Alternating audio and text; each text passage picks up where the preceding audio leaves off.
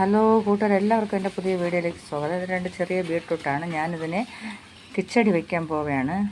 അതുമാത്രമല്ല, ഇതാണ്ട് ഇതിൻ്റെ തുമ്പ് ഭാഗം കിളിർത്ത് നിൽക്കുകയാണ്.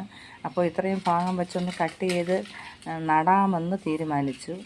പൊടിക്കുന്നെങ്കിൽ പൊടിക്കട്ടെ.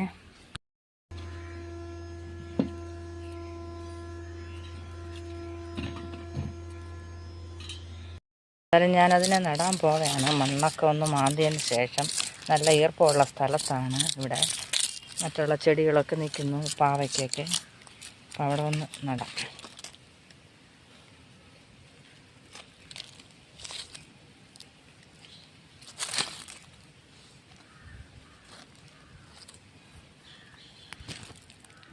അപ്പം ഞാൻ ഈ ബീട്രൂട്ടിന് ഈ ഇത് ചെറിയ പീസായിട്ട് ഇങ്ങനെ അരിഞ്ഞിട്ടുണ്ട്. ഇനി ഞാനത് വേവിക്കുന്ന കലത്തിലോട്ട് വേണം. ഇനി ഒരു ശകലം വെള്ളം ഒഴിക്കണം. ഒരു അരവേവ് വേവിച്ചെടുക്കണം. അതെ, അരവേവ് വേവിച്ചെടുക്കണം. എന്തിനെന്ന് പറയുമ്പോൾ ആ പച്ചയുടെ സ്മെല്ലൊന്ന് മാറിക്കിട്ടാൻ വേണ്ടി. അതിന് ശേഷമാണ് മിക്സിയുടെ ജാറിലിട്ട് അടിച്ചെടുക്കുന്നത്.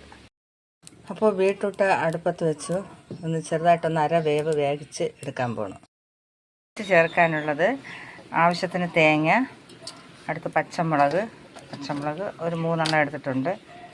പിന്നെ വെളുത്തുള്ളി, ശകലം കടുക്, അടുത്ത് ജീരകം.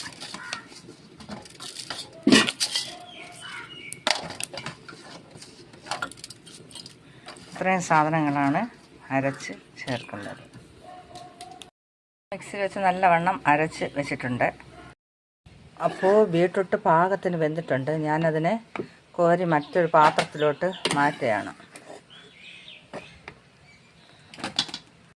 ഞാനിത് മറ്റൊരു പാത്രത്തിലോട്ട് മാറ്റി ഇനി നല്ലവണ്ണം തണുത്തതിന് ശേഷം മിക്സിയുടെ ജാറിലിട്ട് നന്നായിട്ട് അരച്ചെടുക്കും. അപ്പോൾ കണ്ടോ, നല്ല രീതിയിൽ അടിച്ചെടുത്തിട്ടുണ്ട്. അപ്പോൾ ഞാൻ കടുക് താളിക്കാൻ പോവുകയാണ്. എണ്ണ ഒഴിച്ചു. എണ്ണ ചൂടായി കടുകിട്ടു.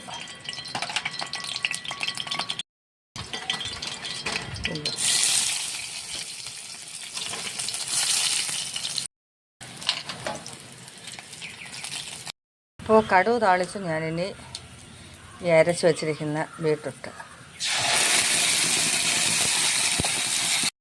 തന്നെ അരപ്പ്.